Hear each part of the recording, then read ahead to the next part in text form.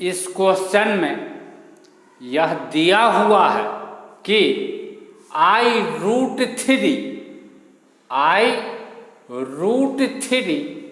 is a root of this equation। इस equation का root I√3 है। I√3 को तो हम ऐसे लिख सकते हैं 0 + I√3।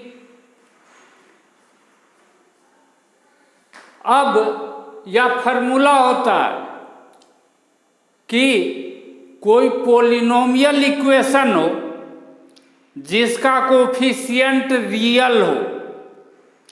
यहाँ पर सिलेबस में रियल कोफिशिएंट ही पढ़ना है, यानी सीधा सीधी समझना है कि कोई पॉलिनोमियल इक्वेशन हो उसका एक रूट यदि इमेजिनरी हो तो इस इमेजिनरी नंबर का कंजुगेट भी उस पॉलिनोमियल का एक रूट अवश्य होगा, क्योंकि इमेजिनरी रूट कंजुगेट पेयर में आता है, अपीयर होता है। अब 0 + I√3 यदि एक रूट है तो इसका कंजुगेट यही मिलेगा और इसका अर्थ हुआ -I√3, तो यह भी इस इक्वेशन का एक रूट हो जाएगा।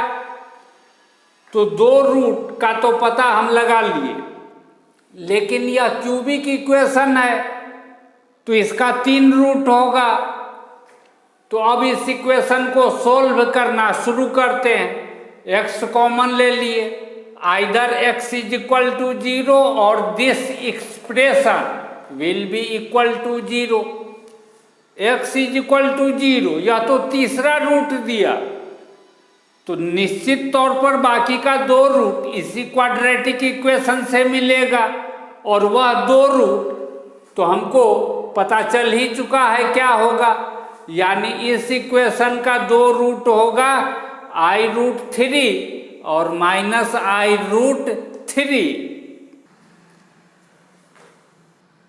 क्वाड्रेटिक इक्वेशन का रूट यदि अल्फा और बीटा हो तो अल्फा प्लस बीटा -b/a होता है, और अल्फा गुने बीटा c/a होता है।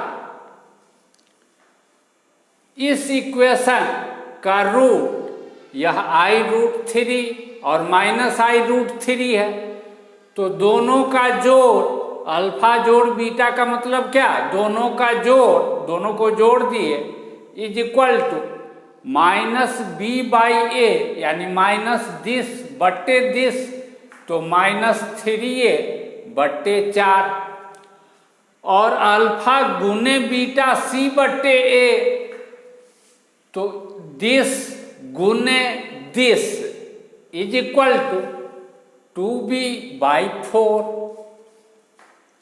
यह दोनों तो कट गया यानी 0 हो गया, 0 is equal to -3a/4, and इस दोनों को जब गुना करेंगे तो I और I² हो जाएगा, और I² का वैल्यू होता है -1, तो -1, अब उसके पहले यह माइनस मिल के प्लस बन जाएगा, √3 गुने √3 3 हो जाएगा, 2 से 4 कटेगा b/2, तो इससे मिला a का वैल्यू 0 और इससे मिला b का वैल्यू 6।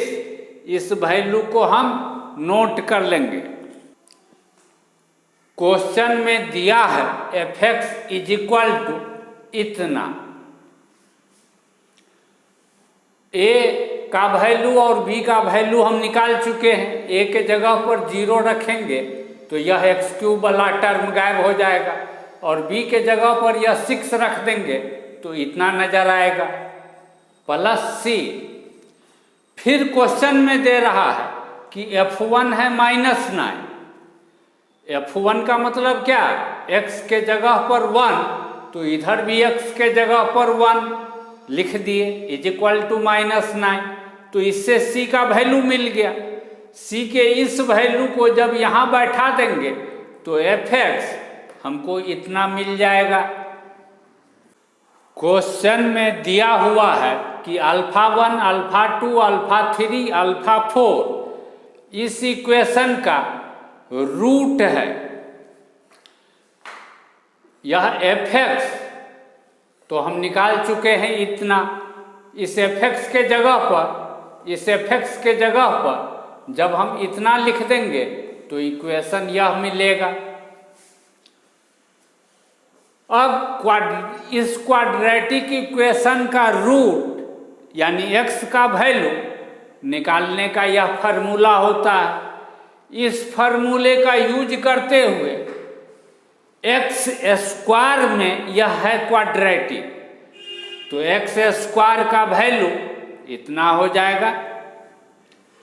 यह जोड़ने पर 100 100 उसका रूट 10 प्लस साइन लेने पर 2 मिल रहा है, माइनस साइन लेने पर -8 मिल रहा है। एक्स स्क्वायर 2 तो x इज इक्वल टू क्या, √2 माइनस √2, फिर x square is equal to -8 तो x इज इक्वल टू क्या, इसका रूट। इसका जब रूट लेंगे तो 8 का रूट और -1 का रूट, -1 का रूट i हो जाता है और 8 का रूट 2√2, तो एक वैल्यू 2√2i, दूसरा वैल्यू -2√2i, यानी अल्फा 1 यह इसके बराबर, अल्फा 2 इसके बराबर, अल्फा 3 इसके बराबर, अल्फा 4 इसके बराबर। अल्फा 1, अल्फा 2, अल्फा 3, अल्फा 4 हम निकाल लिए। यदि कोई कॉम्प्लेक्स नंबर हो x + iy तो इस कॉम्प्लेक्स नंबर का मॉड यानी इसका मॉड किसके बराबर होता है, x स्क्वायर जोड़ y स्क्वायर का पॉजिटिव स्क्वायर रूट। यदि कॉम्प्लेक्स नंबर हो x यानी कोई रियल नंबर तो इसको तो इस रूप में लिख सकते हैं और इसके आधार पर इसका मॉड लिखेंगे तो x स्क्वायर प्लस 0 स्क्वायर यानी x स्क्वायर का positive square root, x square का पॉजिटिव स्क्वायर रूट यानी मॉड ऑफ x। यानी इस तरह का कोई कॉम्प्लेक्स नंबर रहेगा रियल नंबर तो इसी रियल नंबर का मॉड के बराबर हो जाएगा। यदि कोई कॉम्प्लेक्स नंबर हो iy तो iy का मतलब क्या, 0 + iy। अब इसके आधार पर जब मॉड लिखेंगे तो 0 स्क्वायर जोड़ y स्क्वायर का पॉजिटिव स्क्वायर रूट यानी y स्क्वायर का पॉजिटिव स्क्वायर रूट यानी मॉड ऑफ y। यानी इस तरह का कोई कॉम्प्लेक्स नंबर हो जिसमें रियल पार्ट 0 हो, सिर्फ इमेजिनरी पार्ट हो यानी i वाला पार्ट हो,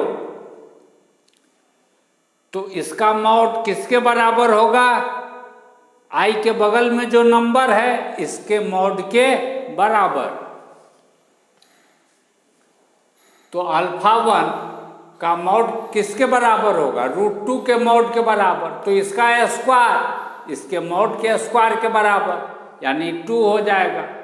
इसी तरीके से इसके मॉड का स्क्वायर इतना लिखेंगे, इसका मॉड क्या हो जाएगा, 2√2 का मॉड इसके आधार पर y के मॉड के बराबर यानी 2√2 के मॉड के बराबर, और मॉड का स्क्वायर तो इसका स्क्वायर यानी 8। इसका मॉड किसके बराबर होगा, -2√2 के मॉड के बराबर। इसके आधार पर यहाँ जो लिखे हुए हैं इसका मॉड इसके मॉड के बराबर, इसके मॉड के बराबर हो जाएगा और इसका स्क्वायर क्या हो जाएगा, 8 के बराबर। सबको जोड़ देंगे तो 20 मिल जाएगा, हो गया।